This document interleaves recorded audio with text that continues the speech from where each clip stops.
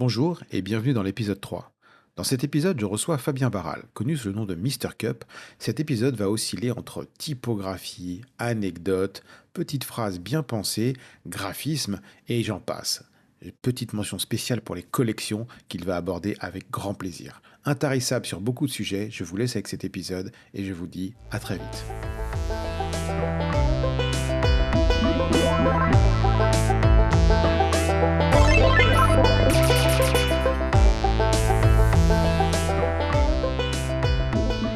Salut Fabien, écoute, je suis super content de te recevoir, hein, bien évidemment.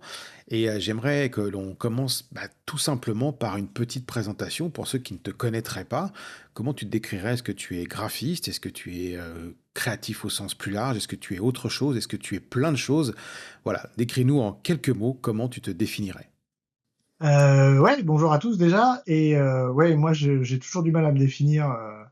C'est toujours difficile quand on a un métier comme le nôtre ou une passion comme la nôtre.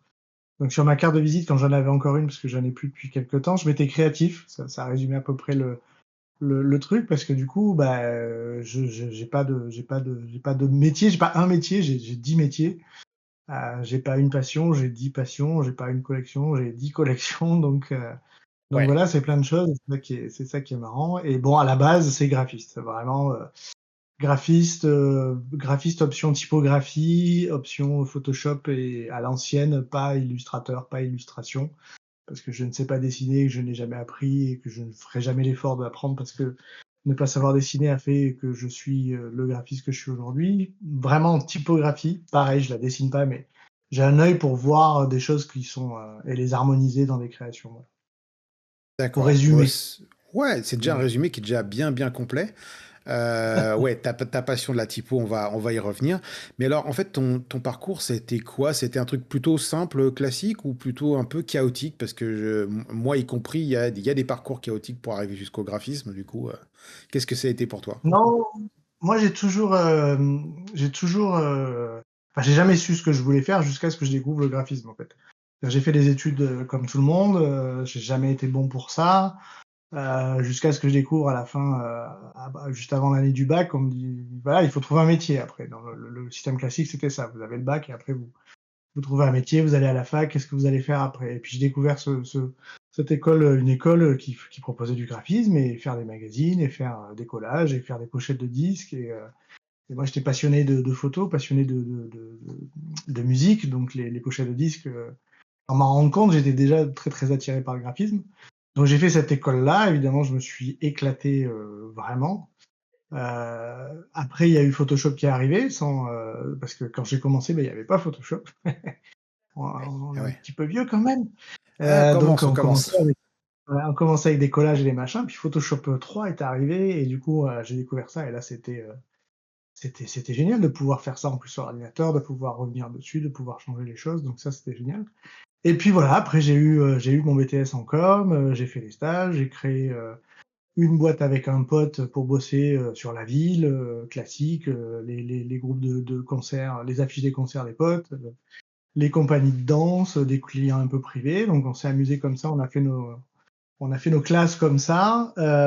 Après, il fallait quand même manger parce qu'on faisait plein de projets passionnants mais pas très lucratifs, Et ça aide, oui. comme beaucoup, voilà.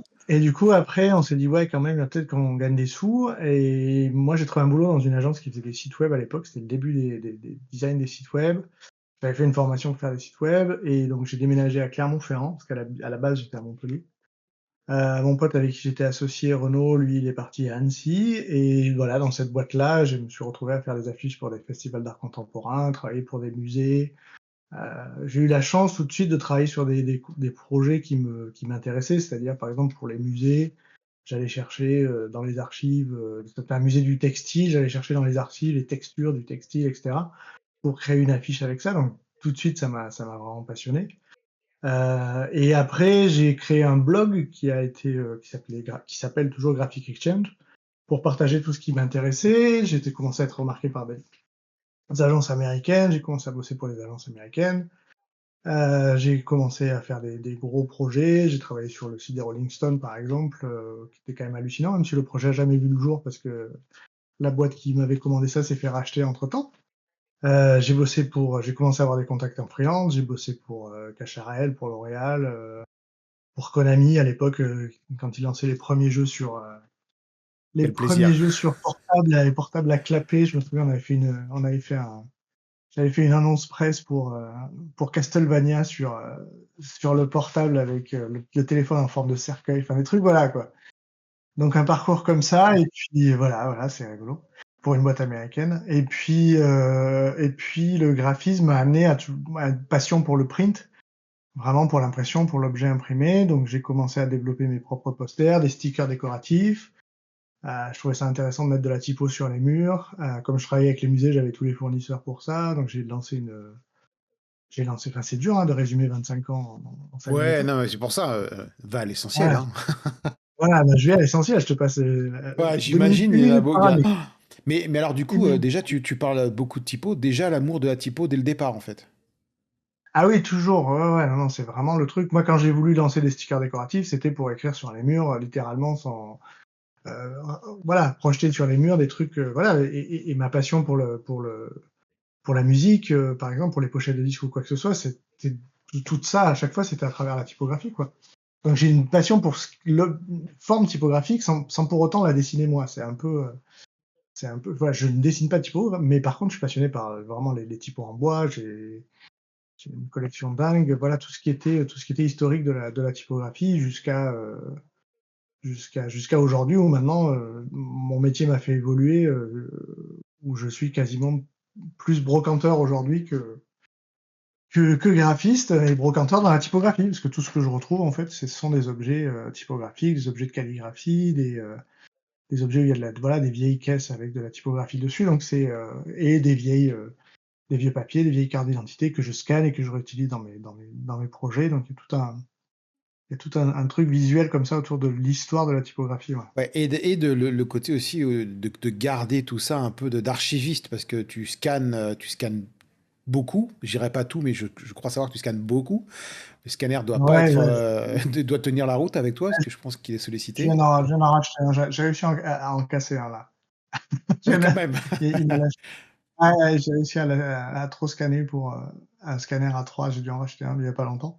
Oui, parce qu'en fait, moi, comme je ne sais pas dessiner, que ça a toujours été entre guillemets à l'époque de mes études une tare, mais c'est très très vite devenu une qualité. C'est-à-dire que comme je ne sais pas dessiner, je vois les choses différemment. C'est un peu comme quelqu'un qui ne voit pas, en fait, il développe son ouïe, etc. Donc moi, comme je ne savais pas dessiner et que je ne pouvais pas arriver à mes fins dans mon expression artistique et graphique, du coup, il fallait que je récupère des choses, que je scanne, voilà. Donc j'ai un œil pour voir quand il y a une adresse sur une enveloppe ou quoi que ce soit. Des fois, je vois des choses où je sais que ça va faire une super texture, etc. Donc j'ai toujours scanné. Donc ça fait 25 ans littéralement que je scanne des trucs, que j'entasse ça dans des disques durs. Tu dois avoir une archive Donc de dingue. ouais, ouais, non, même moi en fait. Et du coup, ce qui est rigolo en fait, c'est que j'ai ma propre source de création comme ça, qui est classée. Tu vois, j'ai tout un système de classement avec papier, facture, typo, carte d'identité, ticket, billet, voilà, bon porteur, si je veux, voilà. Donc et en fait, je vais piocher là-dedans. C'est-à-dire que quand j'ai besoin d'aller créer quelque chose, je pars rarement d'une page blanche. Je prends ces éléments-là, je les retravaille dans Photoshop pour en retirer entre guillemets l'essentiel, en travaillant sur les niveaux, en récupérant les textures, etc. Et pour les combiner en fait dans quelque chose qui a jamais c'est du collage en fait, c'est du collage numérique, ouais. C'est vraiment du collage numérique.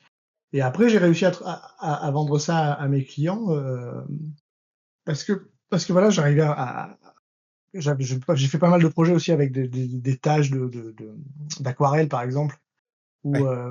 tout en utilisant les tâches d'aquarelle, de réussir à faire en scannant mes propres tâches d'aquarelle, en m'amusant à faire des trucs comme ça. Donc j'ai une banque d'images comme ça qui me permet d'aller piocher dedans Ouais, ça doit être pour chercher. assez gigantesque comme base. Ça, c'est clair, tu t'es créé ton propre stock photo, en fait. Et du coup, en fait, alors, le parcours, on l'a vu, il est chargé déjà. En même temps, comme tu le disais, on n'est plus tout jeune, hein, mon petit monsieur, donc on a quelques années de Ah oui, bouteille c'est ça. derrière nous.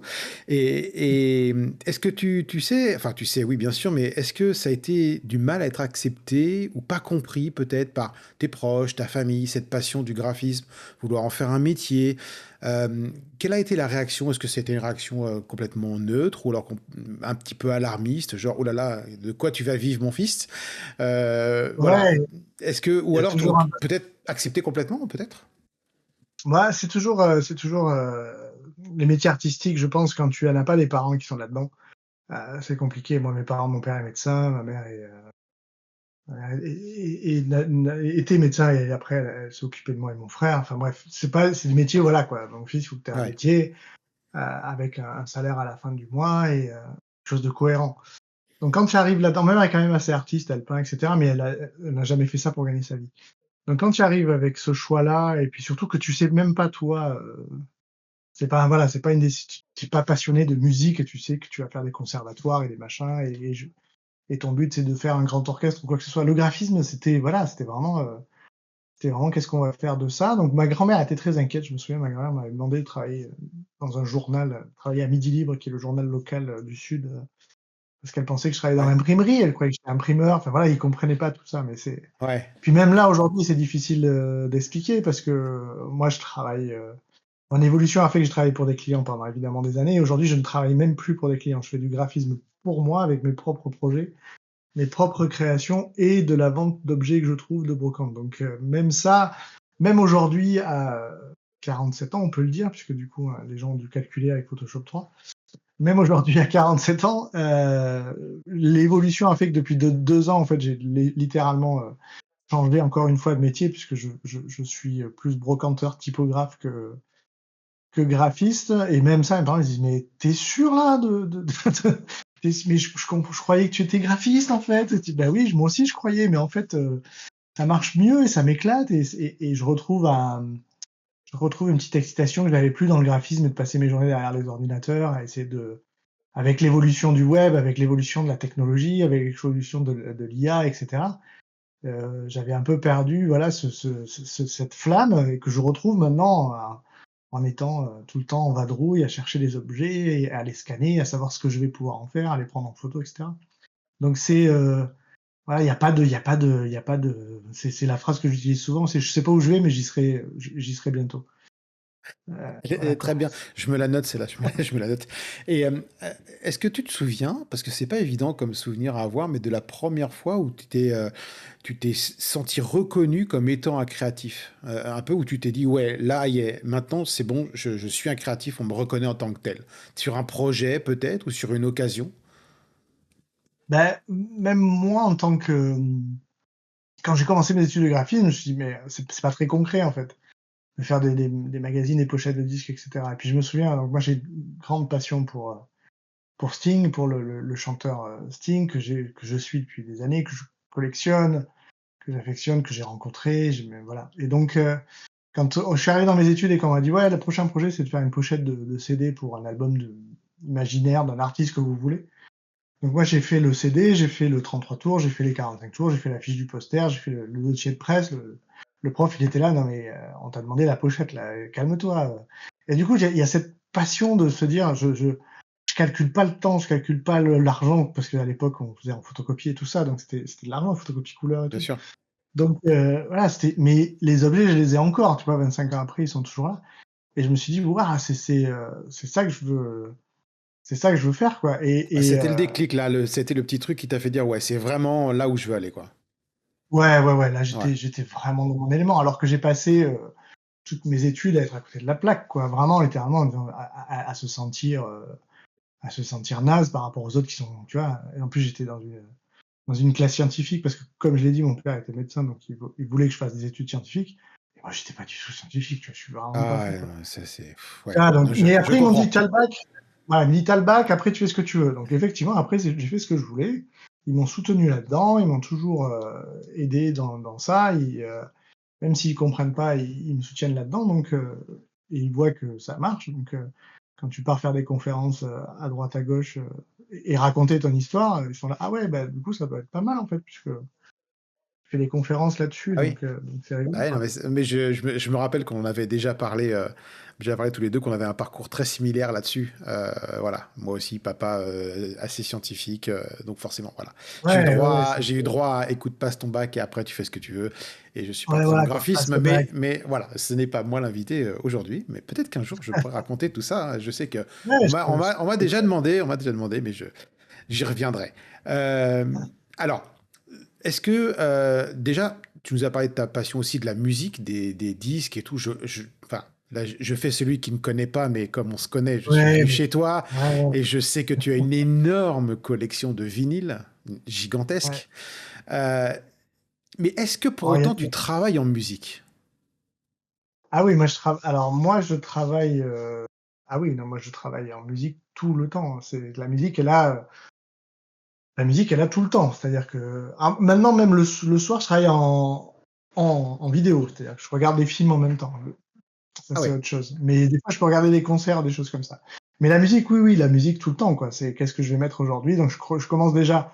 Maintenant, j'ai réussi à me créer un univers à moi. Donc voilà, quoi. C'est qu'est-ce que quel disque je mets aujourd'hui et après j'enchaîne, quoi. En plus, c'est rigolo parce que le vinyle te structure le temps un peu parce qu'il faut changer de face à chaque fois. ouais, ouais. Donc tu dis tiens, j'ai déjà passé un quart d'heure, déjà passé 20 minutes parce que tu sais que donc c'est assez rigolo. Mais sinon, à part ça, non, j'ai de la musique tout le temps, tout le temps, tout le temps. Voilà. Ouais, j'ai J'ai redécouvert ce plaisir-là du vinyle aussi, non, puisque non, c'est vraiment, ouais, ouais, c'est une autre expérience. ouais, c'est autre chose. On est d'accord et ça donne Oui, parce que je fais vraiment. une playlist, en fait, une playlist sans fin. Et en plus, maintenant, les playlists générées par les logiciels de streaming, c'est même pas toi qui choisis. C'est vraiment dommage, quoi, parce que du coup, tu laisses le truc. Voilà, c'est comme si tu écoutais la radio, en fait. Alors que quand tu Ouais. écoutes un vinyle, tu dis, bon, ok, voilà, quoi, je vais écouter. Ah, celui-là, j'avais longtemps que je l'avais pas écouté. Voilà, donc c'est vraiment un truc sympa. Puis t'as la Là où je te pochette. rejoins, c'est qu'il y a le plaisir de l'objet aussi. Le plaisir de Voilà. l'objet, Et d'avoir les le disque pochettes et sont tout. dingues. Ouais, bien sûr, Et ouais. moi, il y a même des disques où j'aime la musique où je les achète pas en vinyle parce que la pochette est moche. Tu vois, c'est vraiment, j'en suis là, quoi, me dire, ah non, la pochette, là, c'est pas possible. Non, non, Ah, il y a des tu as un disques que j'ai critère, il mis. faut que la pochette soit belle, quoi. Eh ouais, attends, c'est hyper important. Quand la pochette est moche, tu vois, il y a des albums que j'ai pas achetés à cause de ça, quoi. Ah oui, d'accord. Non, mais d'accord, très bien. Euh, et et, euh, alors, on sait tous en tant que créatif que déjà, il y a plusieurs choses. Il y a le fameux problème de la page blanche, de l'écran blanc ou du montage blanc, tu l'appelles ça comme tu veux.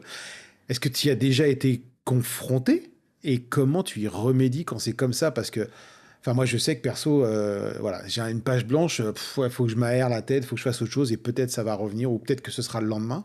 Mais on n'a pas tous la même manière de faire. Donc, toi, si jamais tu es vraiment en panne d'inspi, quel est ton bon conseil pour retrouver ça? Bah, moi, j'avais créé mon blog, en fait, donc à l'époque des blogs, donc 2006. Oh, bordel. Donc 2006, ça va bientôt faire 20 ans, donc 18 ans. J'avais créé ce blog-là pour ça, en fait, parce que justement, moi, j'ai besoin, il y a des gens qui ont besoin de rien voir et de se mettre sur leur page blanche. Donc, on a chacun notre processus. Moi, il faut que je bouffe de l'image, en fait. Il faut vraiment que que je vois des images, voilà, ça me fait réagir, ça me fait penser à des choses comme ça. En plus, j'ai l'impression de les emmagasiner et de les ressortir autrement après. Mais il y a toujours quand même, par contre, ce moment où on se met dessus, où on attaque, on se fait moi je me fais des mood boards, des machins, des trucs comme ça. J'attaque et puis finalement, et en général, 95% du temps, l'idée que j'ai en tête, c'est pas du tout ce qui va sortir au final. Mais c'est l'idée qui va déclencher un peu la création du Ouais, visuel, d'accord, etc. ok. Voilà. Ah, ok, Donc ouais, je me dis, on a ouais, si tu fais chacun, ouais. ça, ça va marcher. Et à chaque fois que tu fais ça, ça marche pas. Quand tu commences à créer, ça marche pas. Et c'est en fait, et la dernière fois, j'ai lu un truc qui est devenu, alors j'en ai plein de phrases d'inspiration pour en parler, puisqu'il y a le calendrier, il y a toutes les phrases, j'en ai à l'appel, mais celle-là, je la trouve absolument géniale et j'avoue qu'elle m'a changé un peu la donne depuis 2, 3 ans. Il faut pas être motivé pour se mettre au travail, il faut se mettre au travail pour être motivé. C'est-à-dire que si tu te dis, putain, je sais pas la motive, je me mets pas au boulot, ça marche pas. Alors que si tu te mets au boulot et là que tu commences à créer, et là que tu commences à toucher les trucs et à les modifier ça, là tu peux plus t'arrêter parce que la motivation elle est venue à ce moment-là. Ah Donc oui, tu n'es je suis jamais d'accord. motivé avant. Et vraiment, c'est le déclic de se dire, putain, rien que de s'y mettre. C'est plus ça, en fait, moi, le problème de s'y mettre que le problème de la page blanche, en fait. C'est quand je m'y mets, c'est bon. D'accord. Mais voilà. Mais putain, des fois, pour s'y mettre, il faut, voilà, quoi. Comme dit, c'est David Lynch aussi qui a dit, pour avoir une heure créative, il faut avoir 4 heures devant soi. C'est Ce vraiment qui ça aussi. Tu ouais, dis, ouais, mais ouais. oui, mais oui, mais oui, mais oui, bien sûr. Et surtout avec notre technologie, enfin, je veux dire, tu te mets ton ordinateur, si t'avais que Photoshop, ce serait génial, ou Illustrator, ou quelques logiciels que tu peux utiliser.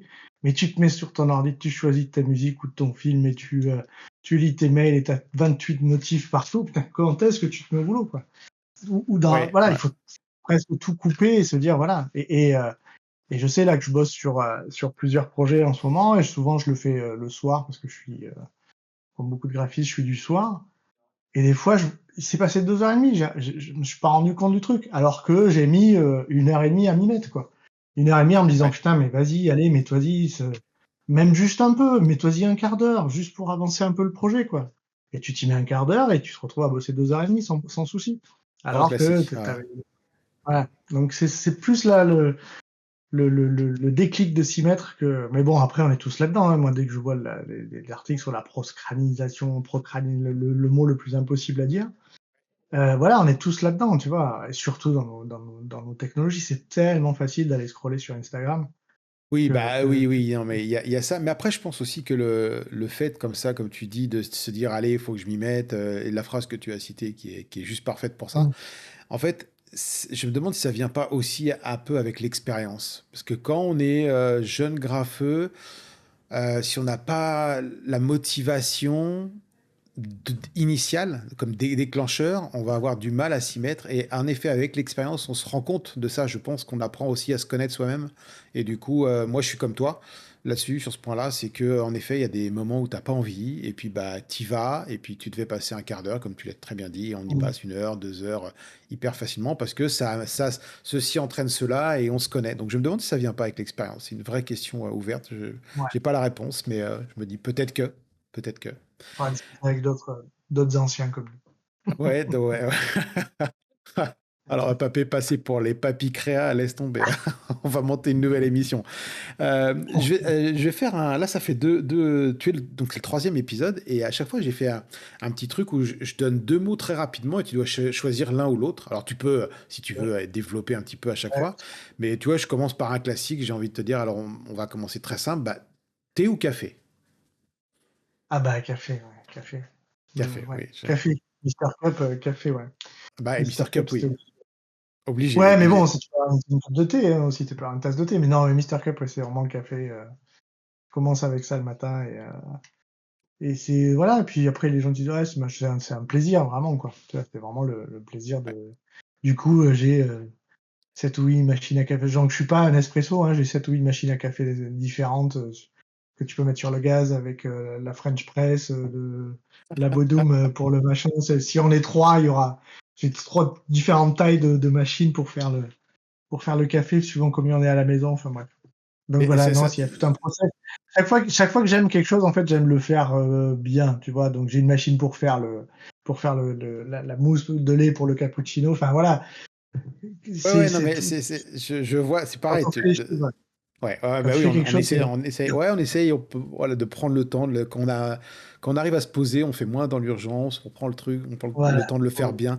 Alors pour ceux qui nous Exactement. écoutent, en fait, ils doivent se dire, mais alors les mecs, il a 7 ou 8 machines à café chez lui, il a des lettres en bois, il a je ne sais combien de vinyles. Alors oui, sachez que sa maison n'est pas un musée, enfin ça s'apparente à un musée, hein, je veux dire, c'est juste magique, c'est juste magique d'aller chez, Ouais, d'aller je chez peux lui. visiter des fois. Mais franchement, on mettra tes réseaux sociaux, bien sûr. Mais si vous voulez, pour le coup, passer beaucoup de temps, alors je vous préviens tout de suite, c'est hyper addictif, hein.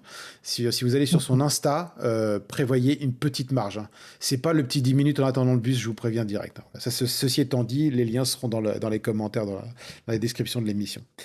Deuxième, du coup, carnet, crayon ou tablette?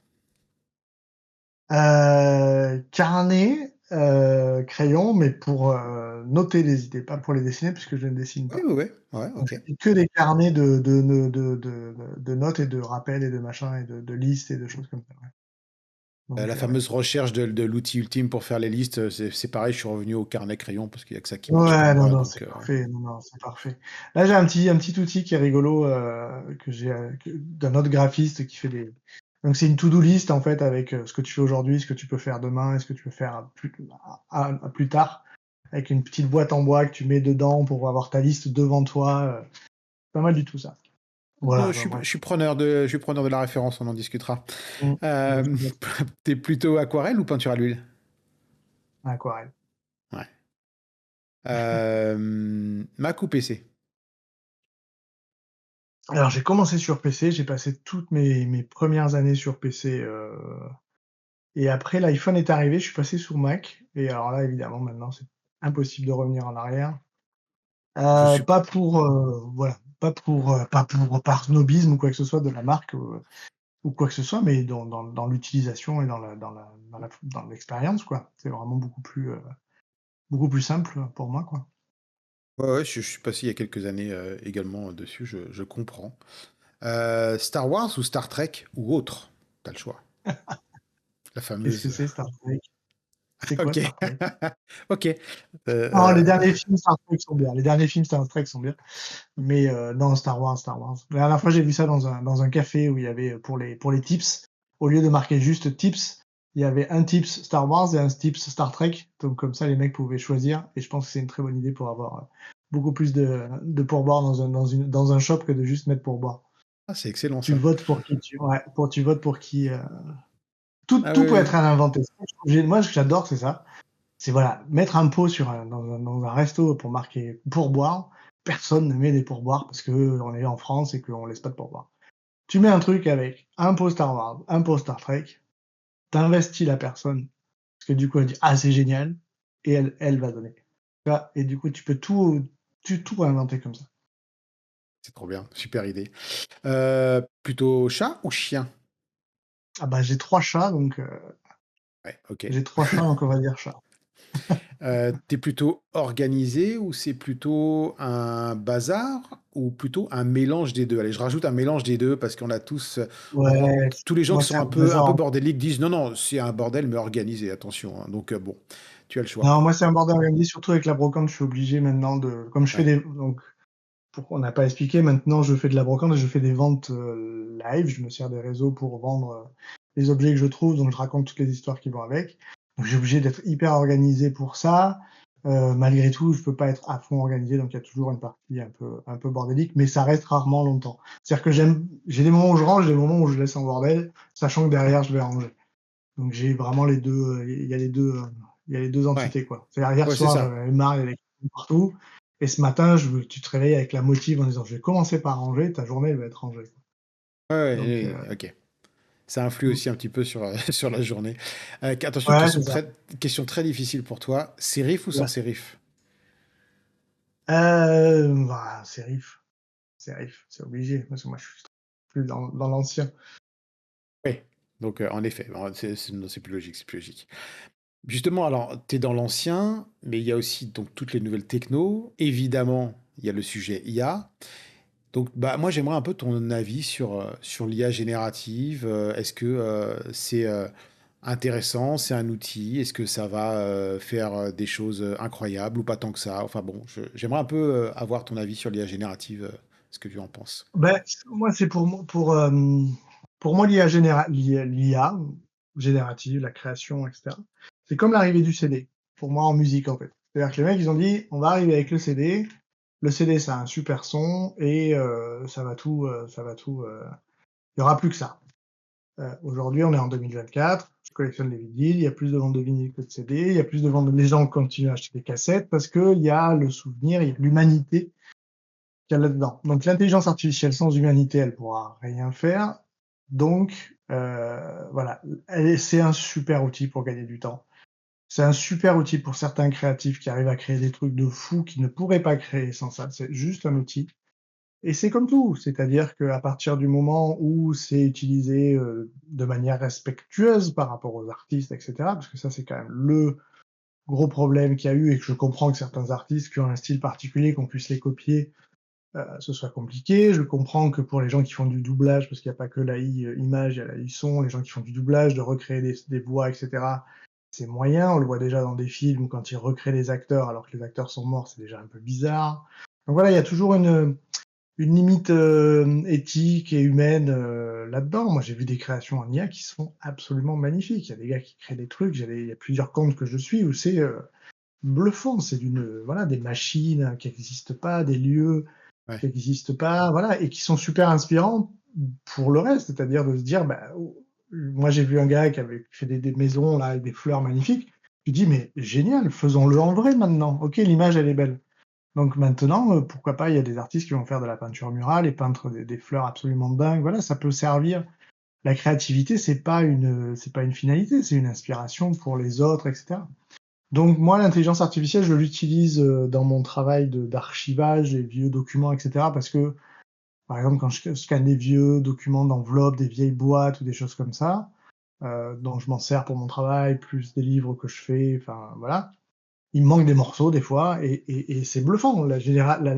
Comme ça arrive à générer la partie manquante, c'est assez hallucinant. Donc la dernière fois, j'avais une boîte qui n'était pas du bon format, il me manquait un bout sur le côté et ça te génère un truc, mais tu vois pas la différence. C'est-à-dire que tu cliques le truc, tu es obligé de. Heureusement que c'est sur un calque parce que tu cliques, tu fais ah ouais, d'accord. Et comme ça sans, je vois pas la transition, c'est fou.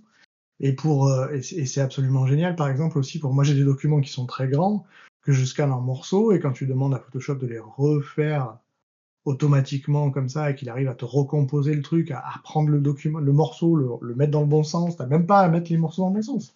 Il va retrouver le truc et il te recrée une image. Donc pour ça, c'est super. Mais pour moi, c'est une évolution, c'est un outil qui va nous faire gagner du temps et dont certaines personnes vont pouvoir s'en servir de façon créative, mais pas tout le monde. C'est toujours pareil. Tu peux Oui, donner des pinceaux et de la peinture à tout le monde sera pas Picasso, quoi. Donc, ça c'est sûr. donc, donc, non, non, mais voilà. Après, il y a tout un parcours, il y a tout. Mais je comprends la peur. De toute façon, ça a toujours fait peur. Moi, j'ai des vinyles des années 80 avec derrière un petit logo. C'est une cassette avec deux os en dessous, que ça fait comme si c'était le logo pirate avec marqué ne copiez plus les vinyles sur des cassettes, vous tuez l'industrie du disque. Donc, dans les années 80, c'était la cassette qui faisait peur au vinyle. Après, c'est le CD qui a fait peur à la cassette. Et puis voilà. Donc, on est Oui, dans un monde en on a totale connu ça évolution. déjà avec l'arrivée de la photo aussi. Les peintres pensaient que c'était Voilà. terminé quand la photo est arrivée, alors que les deux cohabitent très bien. C'est juste un moyen d'expression. Voilà. Donc, ouais. Et ce sera toujours. Le problème, c'est la vitesse. Le problème, c'est la vitesse. Enfin, quand on voit la vitesse d'évolution, enfin, les créations par AI il y a 2 ans et maintenant, enfin, c'est-à-dire, ça va à une vitesse.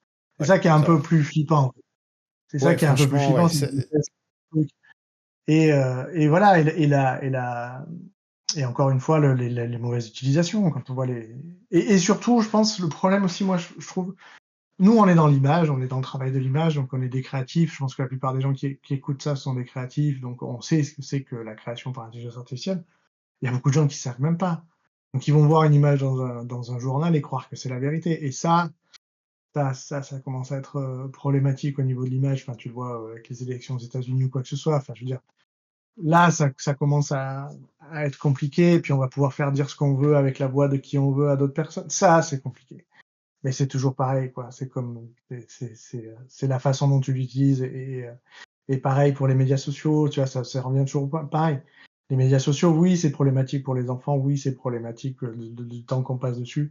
Et à la fois, on crée des liens avec des gens de l'autre bout du monde qu'on n'a jamais créés. Moi, j'arrive à vendre des objets à des gens qui l'auraient jamais découvert sans ça. Donc voilà, il y a toujours un bon et un mauvais côté. Il faut juste. Encore une fois, c'est l'utilisation et comment elle est régulée et, et comment l'IA est utilisée pour faire des belles choses, parce qu'on peut faire en effet Voilà, plein de belles choses. Mais bon, on va après, il y aura toujours des dérives, hein. De toute façon, ça, faut pas se leurrer, hein. Il y On aura va toujours des citer, on dérives. va citer Bouddha, tu vois. On va citer Bouddha, carrément là. On est à fond là, tu vois. On est Vas-y, bon là. vas-y. Donc, c'est toujours pareil. Si la corde de la guitare, si elle est trop tendue, elle casse. Si elle est pas assez tendue, elle ne sonne pas. Donc, il faut juste qu'elle soit au bon équilibre. Donc, c'est toujours pareil. C'est l'équilibre en fait. C'est la juste valeur, la juste En, chose, la juste, voilà. en tout cas, Fabien, tu vas nous refaire notre catalogue de belles petites phrases à sortir pour paraître intelligent en C'est société. clair. On en a déjà noté quelques-unes, hein. Donc ça, c'est trop cool. Sinon, en termes d'outils, bon, tu as un scan, tu as un ordi, tu as un Mac, on a compris. En termes de, après, logiciel, en termes de... mais pas que, je veux dire, est-ce que par exemple, tu as des outils très dans le tangible, tu vois? Est-ce que tu as un massicot? Est-ce que tu travailles le papier encore, tout ça, de manière artisanale? Ou est-ce que tu travailles beaucoup avec des imprimeurs, je crois? Et donc ça, c'est pareil. C'est parce que... Est-ce que tu aurais aimé le faire? Est-ce que tu le fais faire parce que bah, c'est des professionnels? Est-ce que tu t'es déjà essayé à ça? Voilà, un petit peu toute la partie matérielle et tangible, justement, de ta passion. Ah bah là, j'ai un exemple hyper tangible qui m'est arrivé la semaine dernière. Alors je vais faire la chose dans l'ordre. Non, moi je pense que chacun a son métier, chacun a sa passion. Donc moi j'ai un imprimeur qui est absolument, génial, qui est passionné par ça, qui est, hyper technicien, qui a une patience que moi j'aurais pas pour ça justement. Donc c'est génial justement d'avoir quelqu'un d'autant passionné que toi par autre chose et de faire un partenariat avec cette personne-là en disant: Ouais. «Voilà, moi je veux des choses super bien imprimées, toi tu es un super bon imprimeur, tu es passionné par le papier, par la dorure, le machin, le» et il a une connaissance que j'aurais jamais. Donc je peux pas tout faire. Donc c'est génial d'avoir de s'entourer de personnes, bien meilleures que soi et plutôt que d'essayer de le faire et en plus moi ça m'amuse moins en fait que ce que je fais moi. Et là, je te disais cet exemple-là parce que là, du coup, il y a donc j'habite à Arles, dans le sud, et j'habite à côté des Baux-de-Provence. Et au Baux-de-Provence, il y a un atelier d'imprimeur, d'un imprimeur qui s'appelait Louis Joux, qui a vécu là pendant une quarantaine d'années, je crois, et qui est décédé, et son atelier a été conservé par une fondation. Et en fait, dans sa fondation, il y a toute sa création. Donc, il gravait ses propres illustrations. Il avait créé sa propre police de caractère qu'il avait fait fondre, donc il y a toutes les matrices et toutes les caractères, etc. Et il y a toutes ces presses en fait. Et ça fait des années que cette fondation était un peu à l'abandon parce que il faut quelqu'un de vivant pour faire ça. Et là, il y a la magie des réseaux sociaux. On revient à cette histoire parce qu'elle est quand même récente et amusante. Il y a un gars qui me contacte sur Instagram qui dit oui bonjour, je m'appelle Thomas, je gère maintenant la fondation Louis Joux et je cherche des polices de caractère en bois pour imprimer avec parce qu'on a plein de choses mais on n'a pas de police de caractère en bois. Et il se trouve que j'ai 2 mètres cubes de police de caractère en bois dans mon garage, que j'ai sauvé d'un ami, et qui attendent patiemment d'être dépoussiérés et machin. Donc je lui dis, bah, génial, viens les chercher, et imprime avec. Et du coup, il est venu les chercher, il imprime des affiches à l'ancienne avec, qui sont absolument géniales, sur des courses d'ânes qu'il y a eu en 1946, avec le nom des ânes et les illustrations du gars, donc c'est absolument Dingue. C'est dingue. génial. Et du coup, voilà, ces polices de caractère servent littéralement, alors que ça fait, mon pote les a récupérées il y a 20 ans, je pense. Moi, je les ai récupérées je l'ai rencontré mon pote il y a 10 ans. Ça fait 10 ans qu'on dit qu'il faut qu'on fasse quelque chose avec ces polices de caractère. Je les ai récupérées parce qu'il a déménagé il y a 4 ans. Et ça fait 3 ans, et ça fait 3 ans qu'elles sont dans ma grange où on doit les nettoyer, on n'a rien fait. Mais voilà, d'un coup, il y a ce gars qui débarque et qui a la passion de nettoyer ces polices de caractère pour les faire vivre, pour les faire imprimer, qui a les presses. Donc, le moment arrive parfaitement où, et voilà, et du coup, bah, je dis, bah, super, on va faire un projet ensemble, on va faire des affiches ensemble où on va vraiment imprimer. Lui, ça l'amuse de monter les machins et tout ça, donc c'est absolument génial. Et à la fois, il m'appelle, ouais, j'ai trouvé un autre imprimeur, etc. Viens avec moi, on va le voir. Et là, on a fait 1 heure de route, on s'est retrouvé dans un atelier d'imprimerie qui est dans une ancienne cave coopérative. Et le lieu était absolument dingue. Et tu te retrouves avec d'autres passionnés comme ça, et c'est génial de rencontrer l'intelligence artificielle, c'est bien, mais de rencontrer des vrais humains passionnés. Et justement, Oui, pour en revenir à est-ce que ça m'amuse de faire les trucs, dans la, mon histoire est longue, hein, mais je vais y arriver. Dans ce t'inquiète. atelier, il y a des milliers de petits ponts en plomb, des milliers de petits ponts en bois, etc. Et en ouvrant un tiroir, je tombe un tiroir d'une case de type en plomb. Donc les trucs tout petits, mais vraiment tout petits, genre, il y en a 10 000 ou 20 000, je sais pas. Et ben là, tu fais quoi? Tu dois les remettre à leur place, quoi. Donc tu dois les reclasser, les remettre parce que le mec, bah, tu lui as fait tomber son truc. Donc je me suis retrouvé comme un débile. Et j'ai passé 3 heures, enfin on a passé, parce que du coup les mecs m'ont aidé, 3 heures à remettre, tu vois, tous ces petits typos en plomb dans l'ordre, etc. Donc L'enfer. définitivement, c'est vraiment pas ce que je veux faire, tu vois. Définitivement, je me suis dit, mais jamais de la vie, si mon métier c'était d'imprimer comme ça, j'aurais fait autre chose parce que j'avais l'impression de faire un puzzle géant et j'ai pas la patience de faire ce genre de choses. Donc, trouver des mecs qui sont passionnés par ça. Et ce qui était rigolo, c'est que Thomas, qui travaille à la Fondation Louis Joux, lui, à un moment, ça l'a amusé. Il m'a dit, ah, mais regarde, j'ai trouvé un moyen. Et là, j'ai dit, moi, ça m'amuse pas du tout de reclasser les polices de caractère. C'est pas du tout marrant, en fait. Ouais, Donc d'accord, voilà. ok. Donc, trouver les bons artisans, les gens qui ont la même passion, mais pour autre chose, c'est génial de partager les passions avec d'autres, quoi. Ouais, ben, et Et voilà. je crois.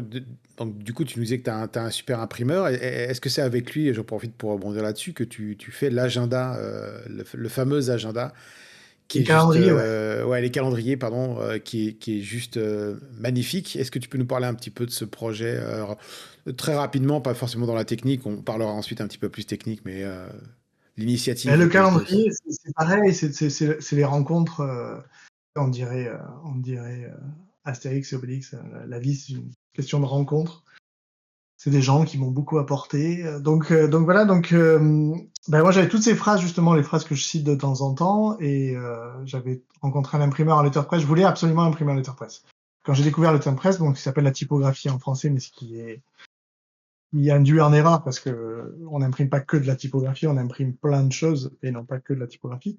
Donc letterpress, la presse, la lettre pressée, c'est un peu plus le fait qu'il y ait presse dessus, c'est plus intéressant. Bref, donc je voulais vraiment imprimer avec ça parce que tu as le relief, tu as vraiment un rendu qui est complètement magnifique.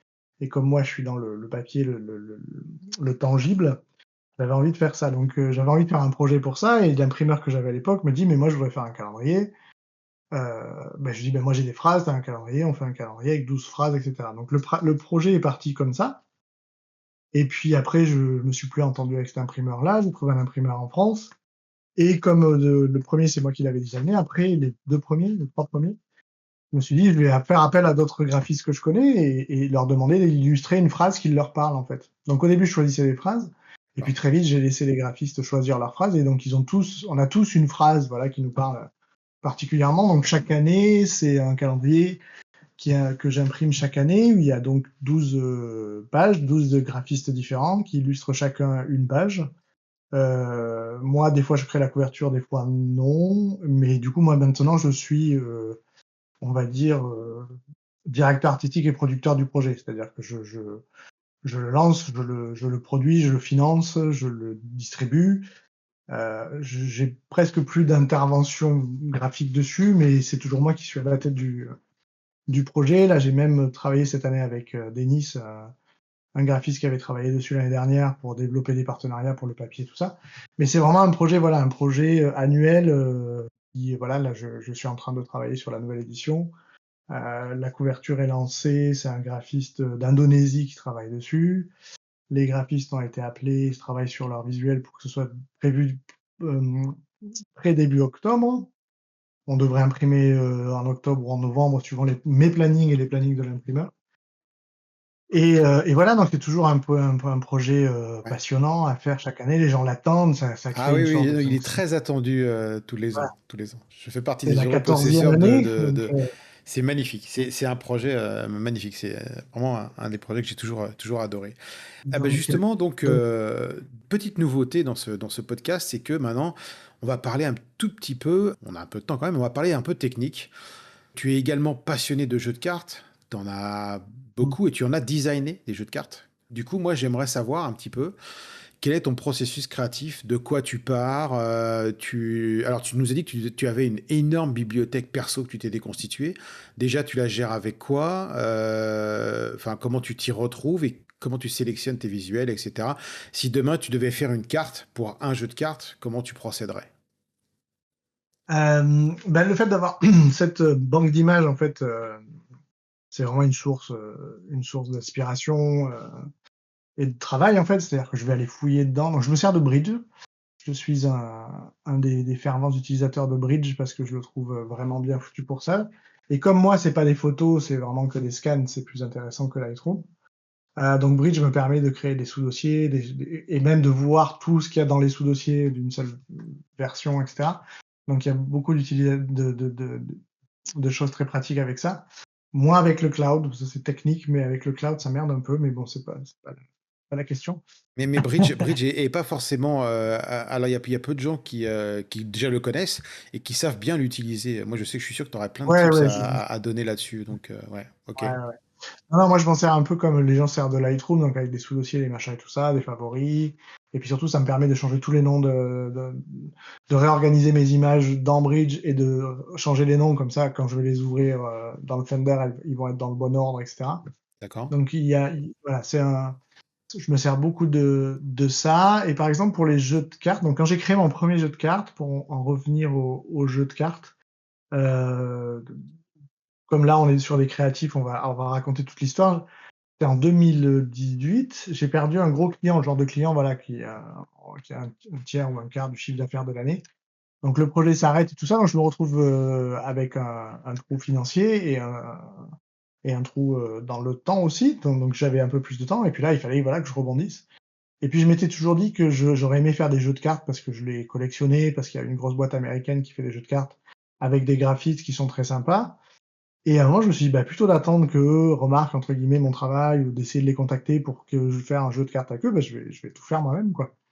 Donc là, je me suis dit, il faut que je trouve, mais il faut que je trouve un concept. C'est-à-dire, les jeux de cartes, il y en a, euh, quand tu commences à collectionner, je collectionne aussi les jeux de cartes. Quand tu commences à collectionner, il y a des concepts de fou. Et en fait, l'intérêt du jeu de cartes, c'est qu'on a tous, on sait tous comment ça marche. Il y a 5 ordres de cartes, il y a un as, un roi, une reine, un valet, un 10, jusqu'à le chiffre 2, 4 couleurs, etc. Donc les règles sont les mêmes. Après, voilà. Et le métier de graphiste, c'est aussi de créer en ayant des règles. Donc là, les règles étaient établies déjà, puisque voilà, il y a ces règles à suivre là. Donc là, moi, je me suis dit, bah, je vais faire un projet de jeu de cartes. Qu'est-ce que je pourrais trouver pour un projet de jeu de cartes? Et en fouillant sur l'historique des jeux de cartes, je me suis rendu compte que les jeux de cartes à la base, il y a 52 cartes, comme les 52 semaines de l'année. Il y a 4 couleurs, comme les 4 saisons. Il y a 13 cartes, 13 cartes par couleur, puisque c'est les 13 semaines de chaque saison. Enfin bref, il y a tout un côté agenda dans les jeux de cartes Oh, qu'on connaît. Donc du intéressant. coup, voilà. Et comme moi j'ai toute une collection de vieux documents, en anglais ça s'appelle ephemera. Le mot en anglais pour les vieux papiers qui ne servent pas, qui ne sont pas censés durer, qui sont censés être éphémères, tickets de bus, tickets de cinéma, tout ce qui est papier, voilà, enveloppe, facture, etc. C'est pas designé pour rester. Un livre c'est fait pour durer dans le temps. Tous ces documents-là, les Américains appellent ça ephemera collector. En fait, tu collectionnes des trucs éphémères. Et donc, éphémera, je me suis parti sur le éphéméride. Donc, c'était les agendas, voilà, à l'époque où, avant qu'on ait nos réseaux sociaux, tu avais un éphéméride où tu avais les saisons, les fêtes de l'année, etc. Tu avais toutes ces informations-là dans un jeu de cartes. Et je suis parti de ça en me disant, voilà, mon jeu, je vais l'appeler éphéméride. Et du coup, je vais utiliser ma collection d'éphéméras pour créer avec ça. Mais j'ai un problème, c'est que je ne sais pas dessiner, donc le roi, la reine, etc., je pouvais pas les dessiner moi-même. Et oui, le Donc je me suis fameux dit, oui. voilà, voilà. Mmh. Donc je me suis dit, il faut quand même, d'habitude, c'est quand même de l'illustration. On est d'accord que le roi, la reine, c'est quand même souvent des illustrations Ah ouais, ouais. classiques ou moins classiques, etc. Et donc du coup, je me suis dit, bah, je vais utiliser des photos en fait. Donc du coup, j'ai réutilisé les photos dans l'album Félix Potin des rois et des reines du début du siècle, puisque j'ai toutes ces archives-là en cherchant dans mes documents. Donc je crois que le roi de Pique, c'est le roi de Suède, voilà, la reine de Suède, etc. Donc j'ai scanné tout ça, je les ai retravaillés dans le truc. Et en piochant dans ma collection chaque carte est différente en fait. Donc chaque carte, en fait, le principe, c'est bah il y a un chiffre évidemment. Plutôt que de faire les signes au milieu, de faire 6 cœurs pour le 6 de cœur, j'ai mis un énorme chiffre au milieu, ce qui me permettait d'avoir de la texture pour travailler autour de tout ça. Et donc j'ai créé toutes les 54 cartes, parce qu'au final, il y a des jokers en plus.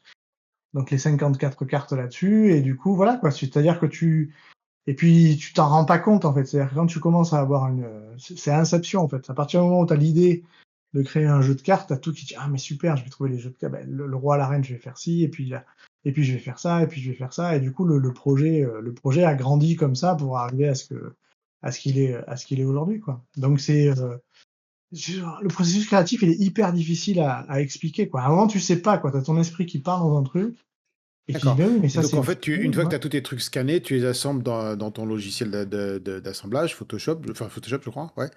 Ouais, Et, Photoshop, pardon. et après, du coup, ça part direct en impression. C'est pas compliqué à faire imprimer du jeu de cartes ou parce que En fait, c'est pas des choses là, qu'on moi, a l'habitude d'imprimer finalement.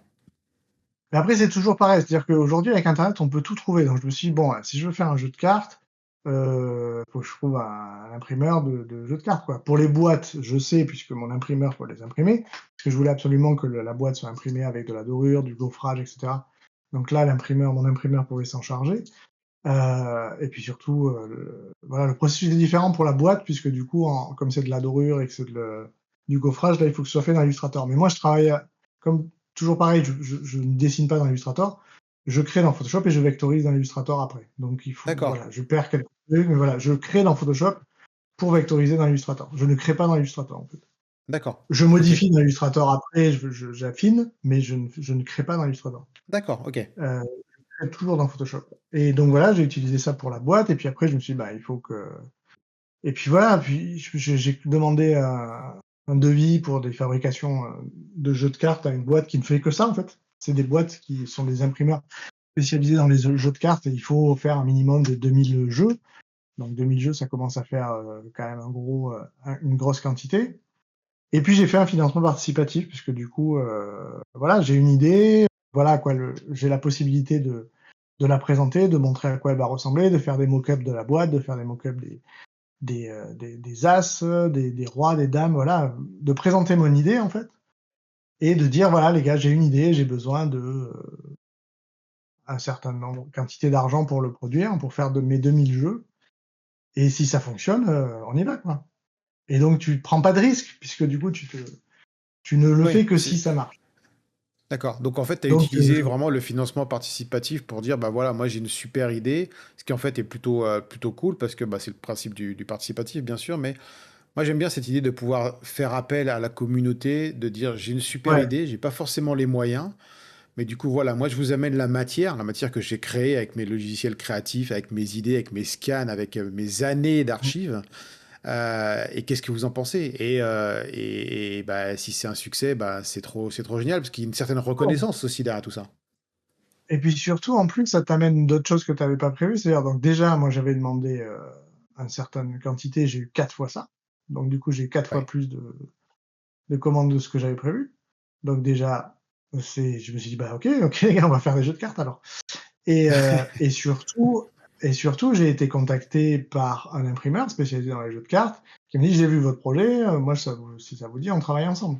Donc il y a même des gens qui suivent le projet, les projets de jeux de cartes, en disant, hey, j'ai vu que vous voulez lancer un jeu de cartes, vous voulez pas qu'on travaille ensemble. Donc quand tu lances un financement participatif, alors tu reçois des pubs de partout parce qu'il y a des mecs en fait qui regardent les financements participatifs et qui soit qui essayent de te vendre quelque chose, soit qui essayent de te dire, bah, moi je trouve ton projet super, donc en plus on peut travailler ensemble. Donc c'est comme ça que j'ai rencontré l'imprimeur des cartes. Ah, Et c'était le seul surtout qui pouvait, qui à ce moment-là acceptait que j'imprime mes boîtes quelque part et que ah oui, lui, il ailleurs, ouais, imprimait ok. les cartes pour les mettre dans la boîte. Donc ça, c'était un petit compliqué qui maintenant est plus simple. Euh, mais à l'époque, c'était quand même un des choix D'accord. qui ont fait ça.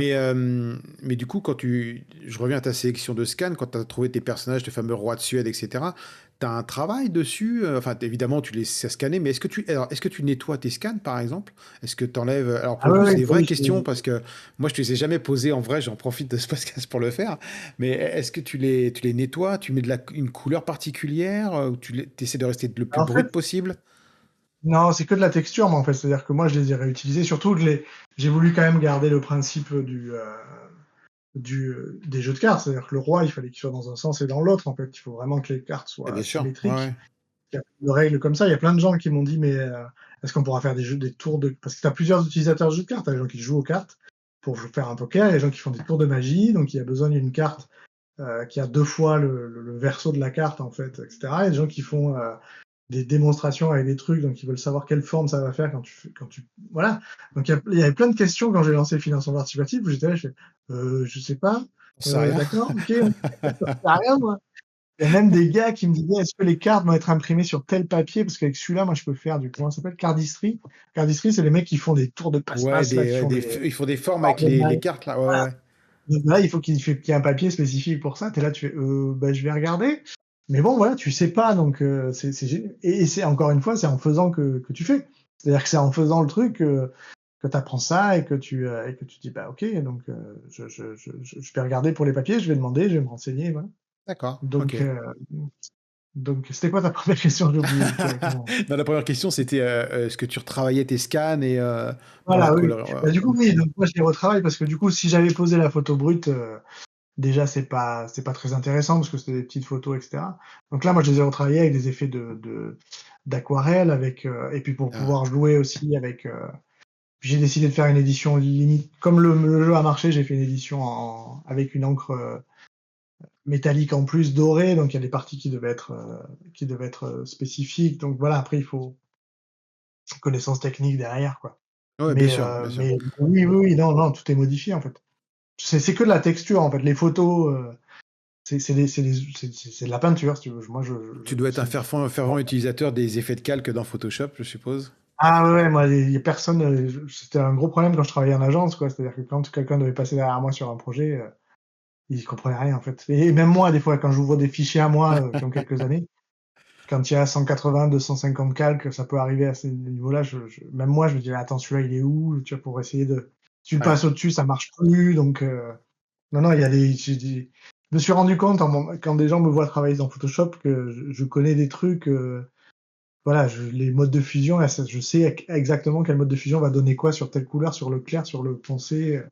Mais bon, voilà, c'est l'expérience, quoi. C'est vraiment, Ouais, parce que ça, c'est un truc, les modes de fusion qu'on a tendance à utiliser un peu comme ça, en les essayant souvent, hein, on essaye, le premier, le deuxième, le troisième, hop, et après, ouais, ah tiens, ça rend pas mal. Bon, évidemment, tout le monde utilise le incrustation ou le couleur, hein, c'est les deux classiques, ouais. mais Bah, les lumières c'est tamisées, on lumière peut faire des tamisée. choses incroyables, hein. Ouais, lumière tamisée, j'adore, on peut En faire des lumière choses incroyables. tamisée, c'est fou et puis à la fois, il y a des trucs, ouais, que tu retravailles, des effets que tu retravailles, des après tu ta boîte à outils, quoi, vraiment, tu ta et Bah puis ouais, et tes scans, ils font quelle taille à la base? Enfin, tu travailles sur des projets, enfin, les tailles doivent être immenses, tes documents, je suppose, de moi, travail, je hein. scanne tout, ouais, non, moi, je scanne tout à 1200 dpi, ouais, donc D'accord. tout est Ouais. scanné à 1200 dpi en A3, Ah oui. donc voilà, moi, j'ai un scan A3 où je peux monter à 4008, mais ça sert plus à enfin, après, il y a plus la différence, quoi.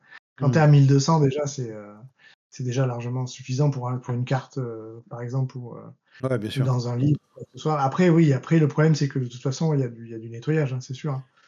Il y a du Ouais, nettoyage des j'imagine, ouais. voilà.